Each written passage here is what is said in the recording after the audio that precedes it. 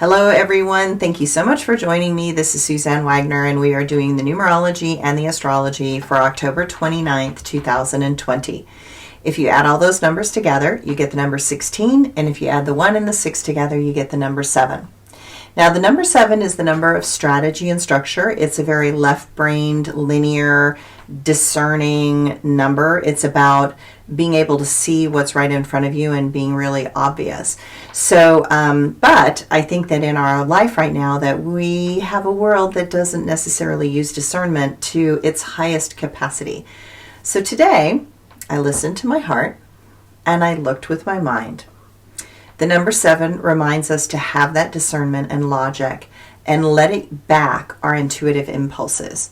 Balance in this world is very important, especially now, but it is a type of discernment to the logic that seems to be lacking. It is now time to lay down some stepping stones to help create the path forwards towards a more unified reality. We are a complex organism, and because of our inherent complexity, we also need very detailed and unified rules of law to support the world that we are creating. Structures and strategies that are in alignment with the voice, heart, and thoughts of the people have the potential to stand the test of time. Those that don't, well, let's just say, will collapse into the history books for winning the Darwin Awards. The astrology today. We are still in a Mercury retrograde, so give some extra time to get things done. Everything is taking a bit more time, nerve, and energy to get to a state of completion. I know, it's frustrating, but we need to stay calm. This week has an emotional charge unlike anything we have felt before. It is important to recognize that there are those that have a need to find a fighting spirit inside, coupled with an emotional charge that wants action, even when it's ill-advised. It's clear to everyone that we are in a massive breakdown of all things familiar. It has everyone on edge. Know that differences of opinion can escalate into arguments and violence quickly. Stay calm and loving. There have always been more of those that love than those that hate.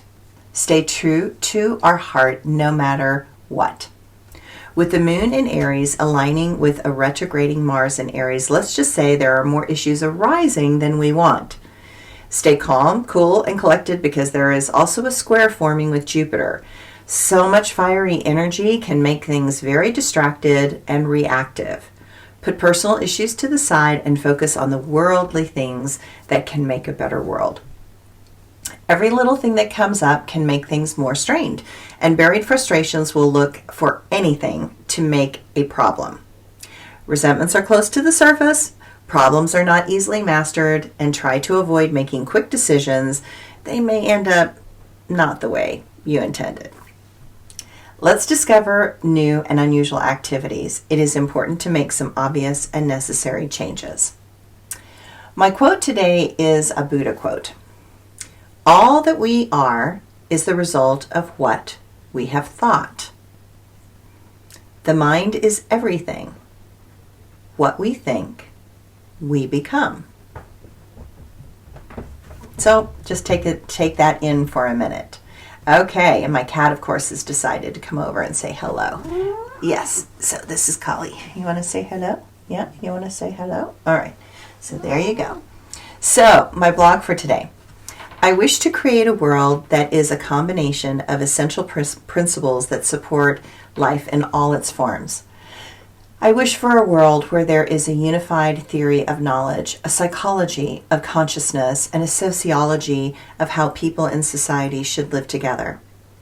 I see the connection between the self and this world as an interdependent, interconnected journey.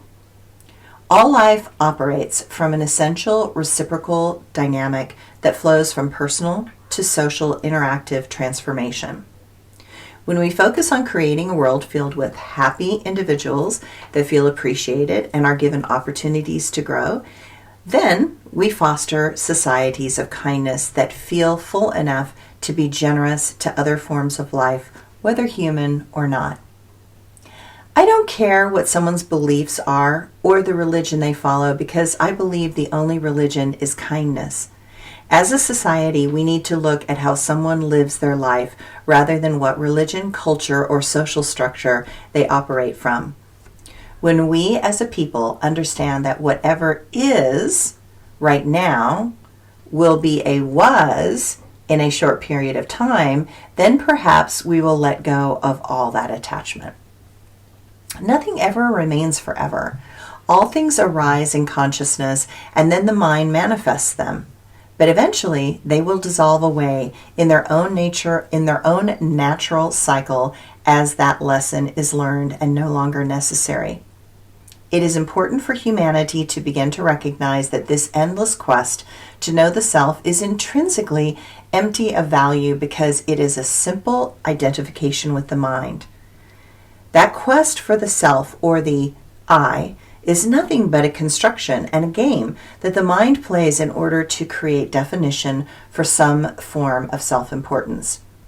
It also creates with it a lot of false beliefs. Our Western culture gives too much power and credence to the I.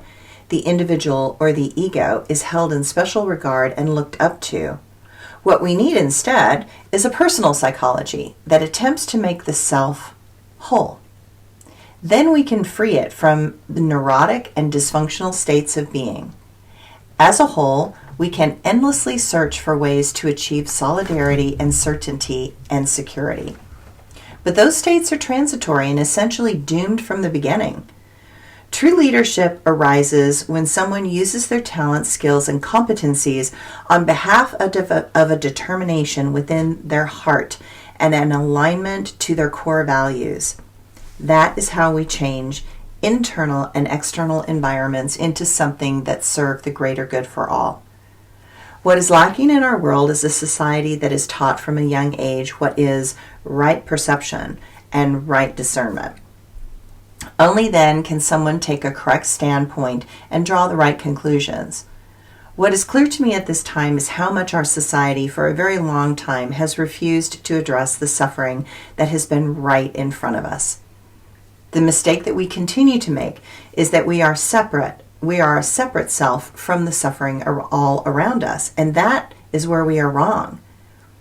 When we primarily focus on creating a harmonious society, then we have to recognize that the cause of the present situation we are in is arising from human self-centeredness, greed, excessive competition, and conflicts that are designed to not allow a soul to find the center of true happiness within. Those that cling so hard to identity and a separate self cling to things, processes, ideals, and objects that will not stand up to the test of time. We are searching for a transformational leader, one that does not need to rely on charisma, but one that recognizes that we are a servant to the people, that they are a servant to the people, and that they need to foster relationships within a country of trust and cooperation. When the core values of a servant leader include integrity, altruism, humility, empathy, personal growth, fairness and justice, and empowerment, then the integrity of a country returns to a path that has the potential for fairness, justice, and loving kindness. When the people are healthy, the society is healthy. Thanks, everyone.